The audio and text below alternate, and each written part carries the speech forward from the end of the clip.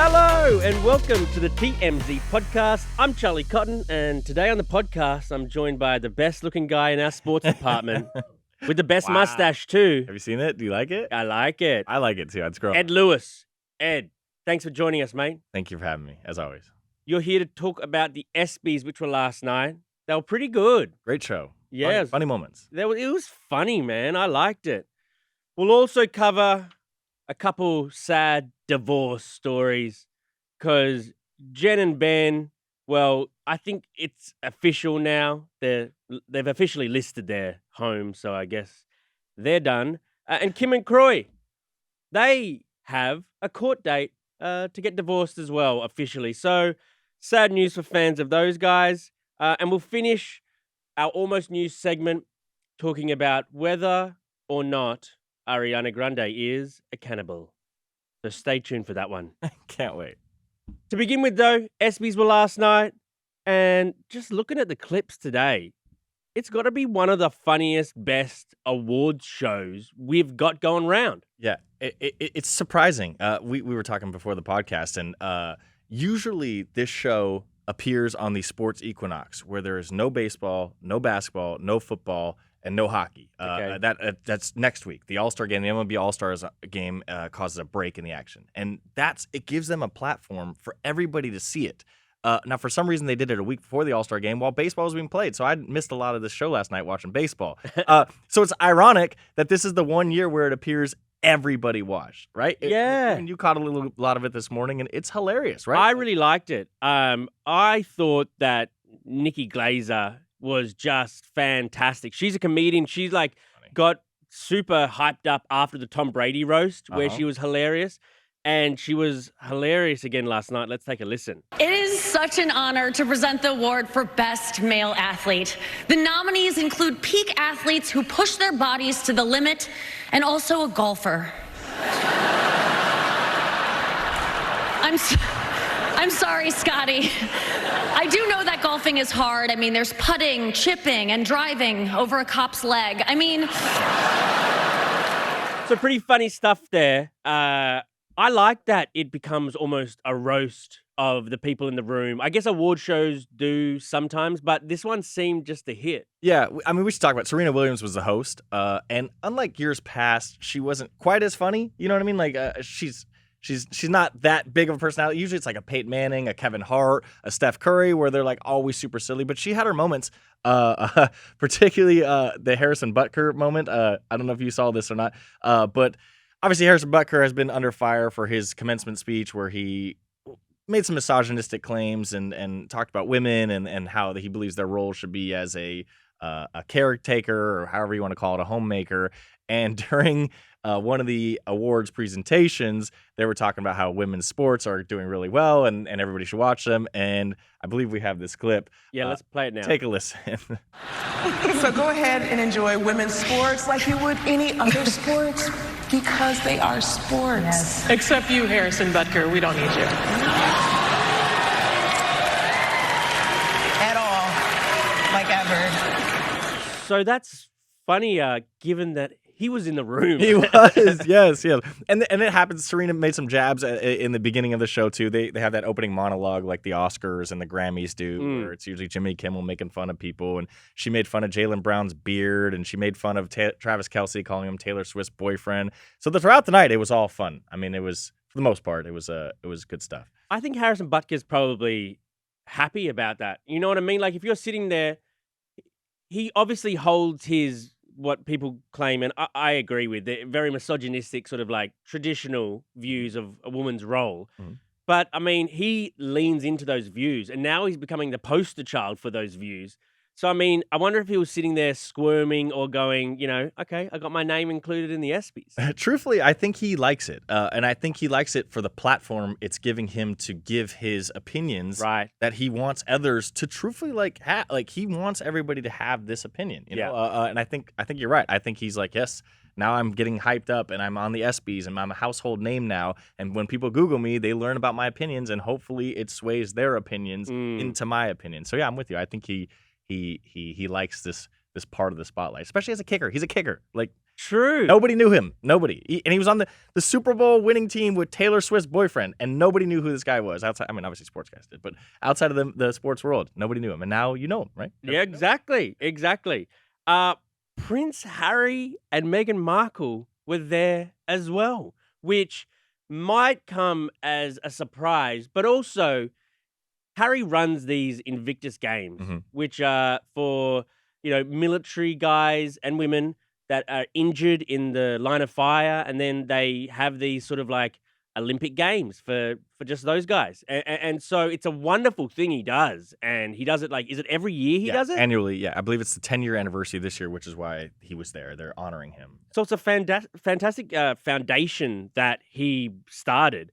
And so last night he, was honored with the Pat Tillman Award for service. And he was given the award controversially because Pat Tillman's mum wasn't so happy with him receiving her son's award. But Harry, played it like a pro and was really nice to her and to her son. Dude, Harry is so impressive. He spoke so well. I mean, and to Mary Tillman's point, I had always thought of Prince Harry because optically, we talked about it on the show, he's with Meghan Markle and all the drama with splitting. I had always thought it was kind of a spoiled, immature, this, that, and the other, right? That's always the perception of the two of them, where they broke away and they just want to be famous and they want to live in Los Angeles and don't shoot me, but I'm going to tell paparazzis where I'm at. You know what I mean? And he gets up there and he is very, very powerful. Yes. A very impressive man. And again, so Mary Tillman ripped him and was like, I forget what she called him, a controversial and divisive individual. And I can't stand that ESPN is giving him this award. And he took 2, 3, 4, 5 seconds out of his show or out of acceptance speech to honor her and say, I appreciate everything you've done and acknowledge you and praise you, and took nothing but the high road and did it in a way where it was, he looked like he truly meant it. You know what I mean? It wasn't like I have to pay lip service here. Man, he's an impressive cat. Was he using a teleprompter? I believe so. Yeah. I mean, if that was off the cuff, that's incredible. I don't know. He was just so good. But are there any other highlights or lowlights from the night that you can recall? Jaylen Brown went public with his WNBA star girlfriend. I can't pronounce her name. I believe it's Kaiser. It's a long name, but it's huge in the sports world. They went public, and that was a big deal. That did really well on our website yesterday. So. I saw photos of them. They're pretty cute couple. Handsome man and beautiful woman. Yeah, absolutely. Yeah. All right, on to our next story. All right, you might struggle with these next ones because they're not very sports related, Ed. But Ben Affleck and Jennifer Lopez, if you needed any further indication that they're done, they just publicly listed their Beverly Hills home. Now, this is sad, man. And reportedly, J-Lo is very sad about losing this house. But they bought this house last year, this time last year, for $60 million. In fact, it was nearly $61 million. Let's be more accurate. They had looked for this house for 2 years to try to find their dream house. They finally found this gorgeous Beverly Hills home. 12 bedroom, 24 bathroom. They renovated it. It was 38,000 square feet. That's a massive home. Jennifer Lopez loved it. Well, it seems like now they've got to get rid of it because they're breaking up, guys. Yeah, and they're going to take a huge loss, right? Or at least potentially going to take a huge loss. Well, right? Okay, so they bought it for nearly 61. They've listed it for 68. Now, let's say they'll get that 68, which I kind of doubt. We don't think so. I mean, it's only been 12 months. How's it going to go up $7 million? I mean, maybe if it's Ben Affleck and J-Lo's house and somebody's like, I want to live like them. Well, I mean, they would argue that they put in a lot of money into the house. Right. They renovated the house, made it all even nicer than it was at $61 million. But also with these, we've got an LA mansion tax here because so many houses sell for, millions and millions of dollars. Yeah. If your house is over a certain amount of millions, I can't remember what it is, you got to pay an extra tax on top of the normal tax you would pay. So look, if they get the number 68, they're still going to be in the red.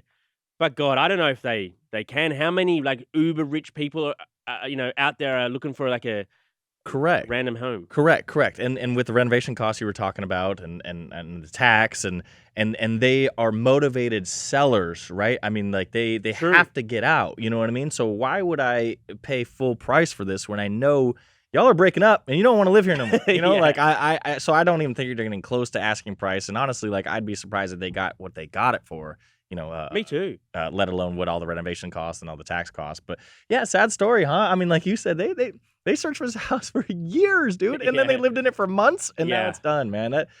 Relationships are tough, you know. They probably didn't even live in it for that long because they were renovating it the whole time. Yeah, and they're always on the go, right? I mean, J-Lo was trying to do her concert thing, and Ben's always doing his thing. Like, man, that's a tough scene. Also, though, but why do you need a 12-bedroom, 24-bathroom house? I don't know. I've never understood why you need that many baths. Like, can 24 people be pooping in your home at the same time? Right, and That makes no sense. And a bathroom means showers and baths too, right? So It's not a half bath, you know. Like 24 people need to be showering the whole time. Who are you having over? You know, I don't know. And Ben is a very private guy, so it's not like they're hosting, you know, game nights and poker nights or whatever, you know, big party nights. Michael Rubin's party, yeah, man.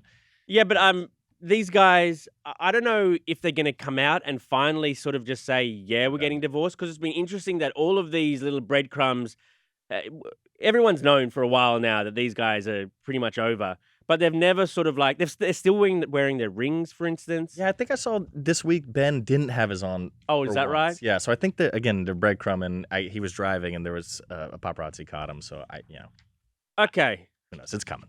On to our next divorce story. Kim Zolciak, Kroy Biermann, they have a trial set for November 5th, which happens to be the US election day, actually, and happens to be my child's birthday. So happy birthday, Peach.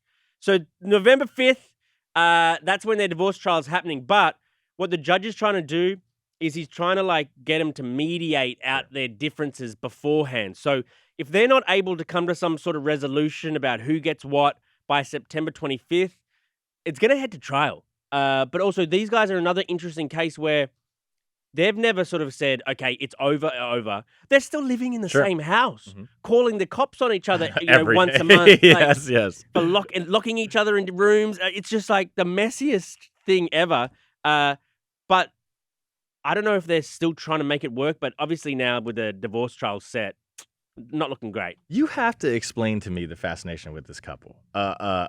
I know Kroy Biermann. Yeah. Let me tell you. So there's a football video game called Madden. I'm sure you're familiar with it. Madden, yeah. Yeah, and in it, the Atlanta Falcons in the early 2000s had Michael Vick. So everybody wanted to play with Michael Vick. At the time, he was like unbelievable, 97 speed, like you can run around the edges with him. Well, Kroy Biermann was on that defense, and that is the only reason sports fans know Kroy Biermann. Was being on the same team. He was on the same team as Michael Vick, and he was very good user player in Madden. You know what I mean? Yeah. When we post stories about Kim and Kroy, it is bigger than Kanye. It's bigger than LeBron, than Bronny, than Tom Brady. These people get more clicks than anybody. Right. I don't understand. I've never heard of Kim Zolciak. And like I said, Kroy Biermann in the football world was nothing more than Michael Vick's teammate. This story fascinates me that so many people care about it. Well, it's just like they're big Bravo celebrities. Everyone loves those housewife shows. And everyone just loves the drama, because we get the police body cam footage of them screaming at each other. And that they're living in a house that's about to be foreclosed. It's just kind of like, relatable is not the right word, but sort of like, it's so real. You know what I mean? It's just like, these are people who are like everywhere holding hands, so in love. And now you're seeing them on body cam footage, like drunk and shouting at each other. And it's just like, it's crazy. Like a little bit of Schadenfreude, right? Like these people are taking joy in seeing their downfall. Oh, of course. Yeah. That's what we do with reality stars. Yeah. You get the good and the bad. Okay, on to our final story, our almost news story. Ariana Grande's brother, Frankie, has had to defend her from claims that she's a cannibal. So this rumor has set TikTok alight. Okay. It started with one particular user basically saying Ariana sold a house which had bodies found in it with, she said, evidence of cannibalism. Now, she didn't provide any of the evidence, but somehow this took off. It made its way to Frankie's desk, and Frankie's saying, look, she's a vegan. She's a vegan. That's evidence number one. What an excuse. But also, he's like, I know she's been like eating up her competition for years now, but not like this. Oh. But it's just funny that a wild rumor like this can start. It obviously started with Ariana saying that Jeffrey Dahmer is her favorite dinner guest. Right. But I think since then, everyone like clicks on anything with Ariana and cannibalism. But apparently she's not, Ed. Yeah, I think that whole cannibalism thing really intrigues people, though, right? Armie Hammer was the one, True. and he had to come out and be like, "Dude, I didn't eat people." You know what I mean? Like, but everybody ran with it. And if you get a cannibalism tag on you, I think it's hard to shake. Yeah, especially when you're saying your dream dinner guest is Jeffrey Dahmer. I know. Who's your dream dinner guest? Have you got one in mind? Oh boy, It'd be a date, wouldn't it? Yeah, It'd have to be Sydney a date. Sweeney or something. Sydney Sweeney. I could see that. I could see you guys. You guys would be a cute couple. Make some pasta. Oh, you got plans already. Yeah. You got plans. Yeah, you know. I love that. Sydney, if you're listening, Ed, I'm here. available. I'm here. Okay, Ed, thank you for joining me, mate. Of course, thanks, Charlie. And we'll see you guys here next week. Goodbye.